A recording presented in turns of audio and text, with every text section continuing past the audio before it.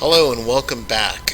This is my sixth overall course and the second section of a two-part section in protecting the passer. So this is section 2, protecting a passer, a multi-layered approach.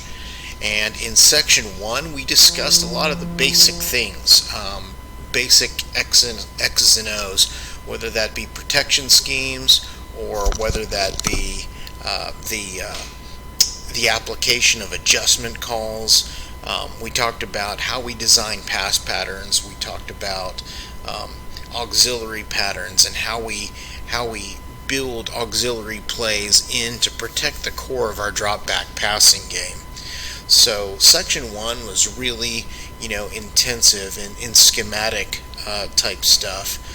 Section 2 is going to be more in terms of the philosophy and the teaching and the bringing together of this holistic approach to protecting the passer.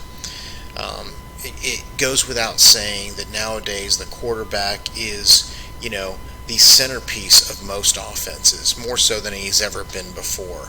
And I think that one thing that a lot of defenses think is that they can maybe intimidate that player. And one thing that history has shown, though, is that offensive production and the amount of big plays and the amount of and the ability to win the game by simply throwing the football and keeping the passer clean, those facts have been exemplified more than ever before. And so in order to be like that, in order to be able to be successful like that, a holistic approach has to be the answer. And so in every fiber of our being as we teach, we've got to be able to pass this idea along to our players. So we're going to talk about the tempo and the schematic adjustments that we can bring and the difficulty we can give the defense and how we can basically find another way to dictate. We're going to talk about half-field components. We're going to talk about how those things allow us to get to the thinnest part of the coverage even faster than the 2.6 seconds that we discussed, going from advantage to concept to third fix. So we want to even have the ability to speed that up. We're going to talk about the installation, because as we install, what we are doing is we're not just teaching a bunch of plays. We are giving the story of our offense and how things are supposed to work.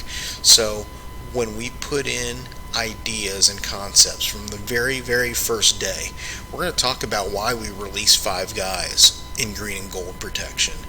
We're going to talk about the effectiveness in finding the back when linebackers can't cover, or when the defense simply doesn't respect all of our eligible receivers. We're going to talk about the need for blitz pickup and installation. We're going to talk about different strategic situations, and all those things lead up to game planning.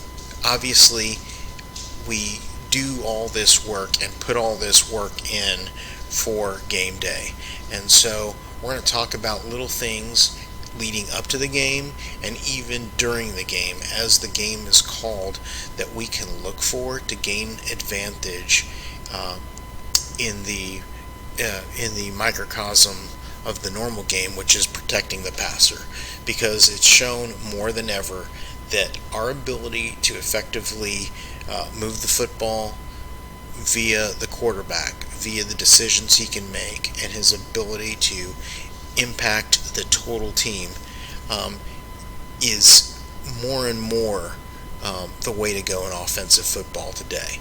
It goes much further than simply having a collection of plays.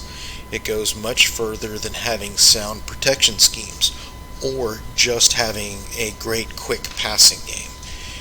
Everything that we do, from how we script certain situations to how we game plan, is going to be centered around making sure that everything from the thoughts of the coaching staff to the pass sets of the offensive line to the releases of the wide receivers is done with the mindset of protecting the most important part of your offensive football team.